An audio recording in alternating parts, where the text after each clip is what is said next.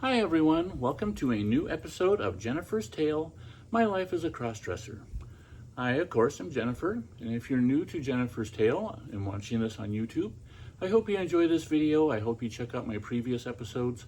Lots of topics on there for you to check out. I hope you enjoy what you see.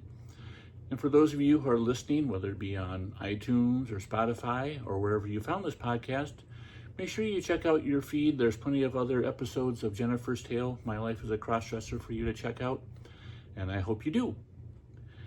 Now, today's episode I'm calling Early Influences.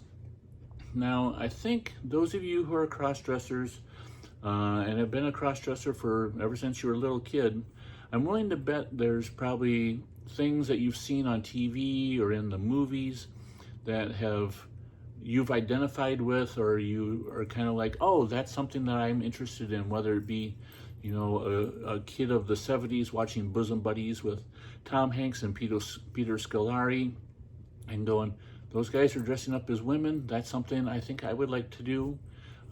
There's been all sorts of different things in TV and movies of guys dressing up as girls, to Wong Fu. There's just plenty of them. Well, for me, there was other things, kind of more realistic things, that kind of help influence me and made me think about my cross-dressing and made me go, that is something that is who I am. That's how I feel. That's something that I want to do.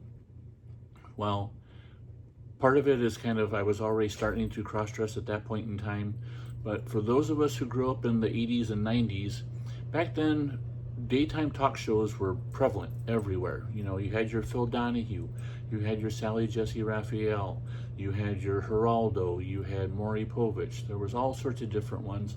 They were all syndicated talk shows that various channels, your local channels, would carry, and they'd be on in the afternoon, and they would cover all sorts of different talk show topics, this and that and the other thing. Well, back then, we had a thing called TV Guide. We didn't have a guide on the screen to tell us what was going to be on TV. Not only that, we didn't have DVRs, we had VCRs to program if we wanted to record a show, if we were going to be gone, or something we wanted to watch over and over. Well, I got into the habit back then of buying the TV Guide every week for various different reasons, but one of the things I always checked out was the topics of talk shows, and to find out what talk shows were going to be, different topics they were going to be covering. Because one of the topics they always seem to cover is men who want to dress as women, or men who want to become women, or here's a fashion show with a bunch of women. Are they guys? Are they girls? You decide, you pick. There were lots of different shows like that, and they were ones that, me being a crossdresser, me being somebody who wanted to dress as a woman and wasn't quite sure how I felt about it, this was kind of pre-internet. This is a way to see somebody who felt the way I did. There might be an episode where my husband likes to wear my clothes, and I could see 2 or 3 cross-dressers talk about their feelings or their experiences, how long they have been dressing, hear from their significant others about, can I handle it? Can I deal with it? Do I enjoy it? Do I not? That kind of thing. So back then, there were lots of different episodes involving cross-dressing or female impersonation. They usually didn't kind of mix the two. They would keep them separate. Like you might have an episode just focusing on cross-dressing and guys who enjoy dressing up as women. But then you'd have another episode of female impersonators, or have a fashion show and you had to figure out, is it a guy or is it a girl? Well, back then there was probably three ladies that I would say were big influences on me. They were ones who I always enjoyed seeing if they were on a talk show, and ones who made me feel better about myself in the fact that, yes, I want to dress up as a woman, and look, here's somebody who is dressing up as a woman. They look great. I can try to look as good as them, but if society is accepting of them doing their thing, maybe society will be accepting of me and the thing that I'm doing as well. So for those of you who grew up around this time, or you may recognize some of these names, so let's get into it. The first name I want to bring up is Gray Phillips. That's Grae Phillips. Some of you might know Gray. Gray is somebody who is a wonderful singer, and is someone who she is originally from Canada, but she was living in New York in the late 80s, early 90s, trying to start a career as a singer.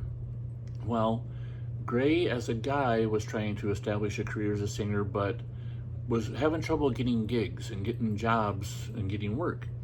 Well, the reason he, as Gray, was having trouble getting work is his vocal range was not a normal guy vocal range. Gray's voice, instead of being in a tenor or baritone range, was more in the alto and soprano range, more in the female range. So when Gray would sing or audition for roles and sing in that upper range, he wouldn't get work because his voice didn't match his look. You know, he was a handsome looking guy who sounded like a woman. You know, if you closed your eyes and listened, you would swear it was a woman that was singing. So what Gray did, and what brought him/her notoriety, was Gray started dressing up as a woman and singing and trying to get gigs, and ended up being a really successful lounge singer, mainly because she was able to get her look to match the voice and that she was singing with, and the person that she was portraying. Now that made her big news and made her, I would say, a celebrity on the talk show circuit. She was on, I remember her vividly on Geraldo, thinking of how attractive she was. I remember on Sally Jesse Raphael. I'm pretty sure she was on Phil Donahue. She was first and foremost an amazing singer, but she looked amazing as a woman as well, and it was someone that I really admired, somebody who I wish I could look just as good as she did, and also someone that made me feel better about myself. It's like, if this person can go out and get a job dressed as a woman and people respect her as a woman, that means that if I dress up and go out as Jennifer, chances are people are gonna to respect me as well. Now, Gray is not a traditional cross-dresser. She's somebody who dressed up as a woman as a way to reach the end product and to get a job. So she's a little bit different than a standard cross-dresser, but nonetheless, somebody that I really look up to and look forward to seeing on TV. I'd say the next girl that I really admired, and I saw a couple times on talk shows, her name was Kelly Michaels. Now, she was a female impersonator, and she portrayed Madonna. I remember the first time I saw her, she was singing a Madonna song, and she just looked dead on like Madonna. Now, Kelly is someone who, when the first time I saw her, she actually had just had breast augmentation and actually had boobs. She had done it, she said, because she wanted to look more authentic as a female, look more authentic as Madonna. And there were a lot of female impersonators on that episode that kind of put her down for it. They were like, you know, that's going a step too far. Female impersonation is taking your male form and portraying a female celebrity or female person. It's not having surgery to make yourself look like that person. Well, I think Kelly kind of had ulterior motives. I think deep down Kelly was a trans woman who just didn't realize it at that point in time. She was trying to become a celebrity or become famous as a Madonna impersonator. Really good one. But I think as time went on, she kind of had issues with herself. I know if you do a search for Kelly Michaels, you can find some pictures of her looking very much like Madonna. You can also find some adult videos that she did, and that kind of leads me to believe that she kind of had issues with who she was. And I know she unfortunately died at a young age, but she was somebody that I enjoyed seeing. You know, the couple times I did see her on the talk show circuit. Third, and the final one that I wanted to bring up is somebody who I kind of have a special fondness for because she's from Iowa, and her name was Mimi Marks. Now, this is kind of a weird story because back around 1989, 90, 91, somewhere in there, I was living in Iowa, and I spent a lot of time in the Waterloo, Cedar Falls area.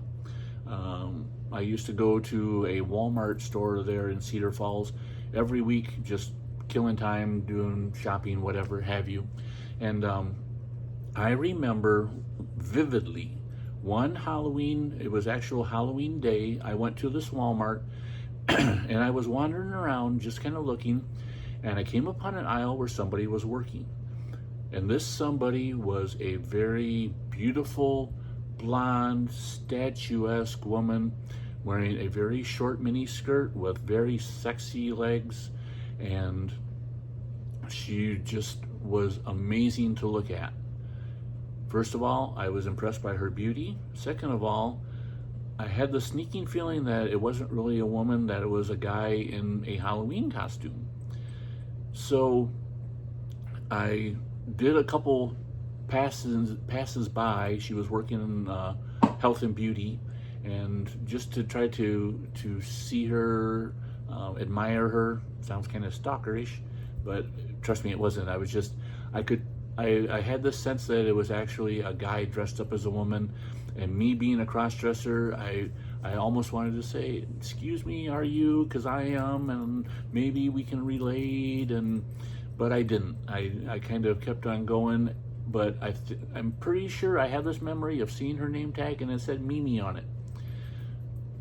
So years from then, Mimi is somebody who became a female impersonator, or a female singer, dancer, performer in Chicago. That's where she lives now.